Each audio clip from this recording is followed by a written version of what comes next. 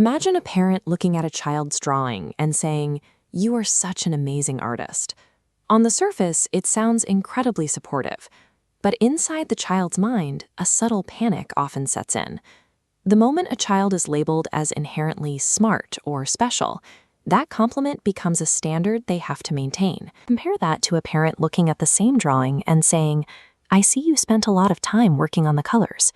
This is known as process praise. Instead of evaluating the child's identity, the parent highlights the effort itself. By focusing on the action, the child doesn't feel the weight of an impossible expectation. They realize their worth is tied to the hard work they put into the task, rather than producing a flawless masterpiece. When we constantly tell kids how extraordinary they are, we think we are building resilience. In reality, we are laying a trap. We are unknowingly raising children whose egos are incredibly fragile, relying entirely on someone else telling them they are good enough. This shift toward constant validation has a clear starting point.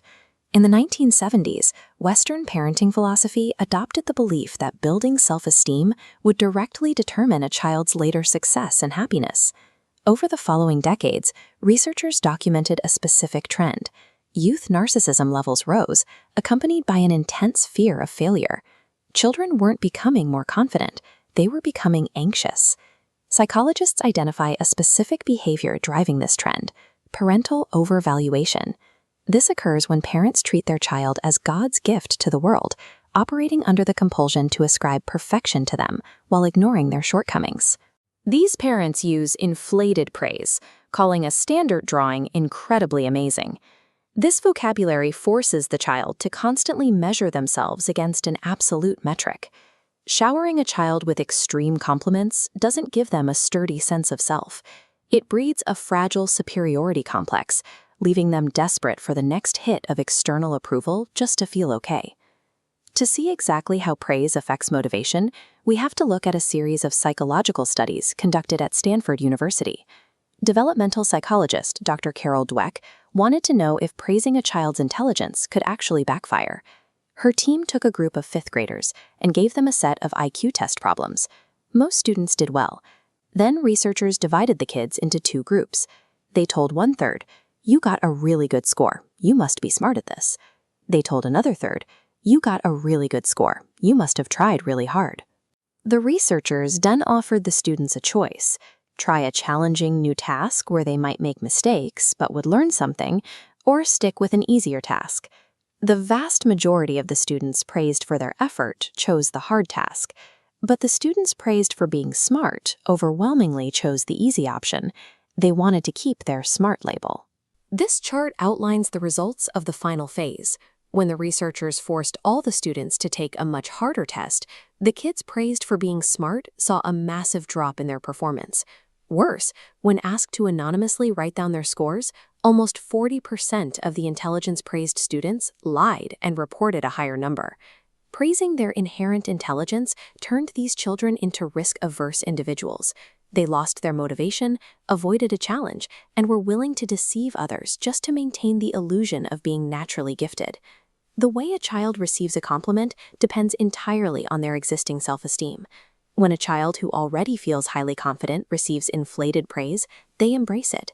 They internalize the idea that they are vastly superior to their peers. But when a child with low self-esteem receives that same over-the-top praise, they dismiss it as inaccurate. They know they aren't flawless. Setting that extreme standard only serves to make them feel worse when they inevitably fall short of it. This dynamic is driven by what psychologists call the fixed mindset.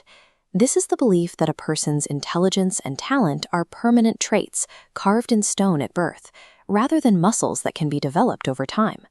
When you embed a fixed mindset into a child, every academic test or social struggle stops being an opportunity to learn.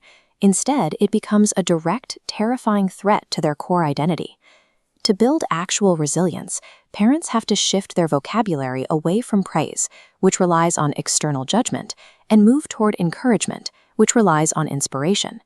This table outlines the specific differences. Praise addresses the doer, using phrases like, "good girl."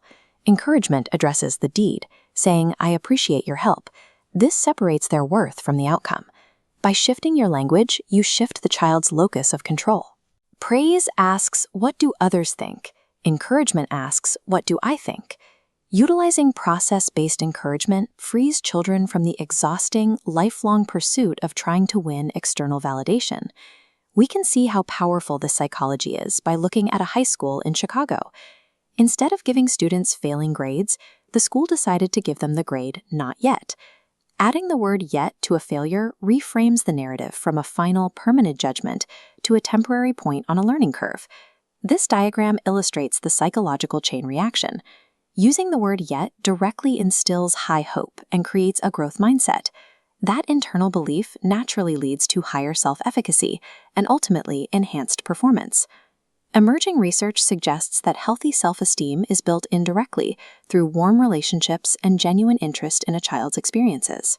This provides an unconditional sense of worth that remains steady regardless of a child's performance. So the next time a child shows you something they've accomplished, try holding back the phrase, "I'm proud of you." Instead, ask them, "How do you feel about it?"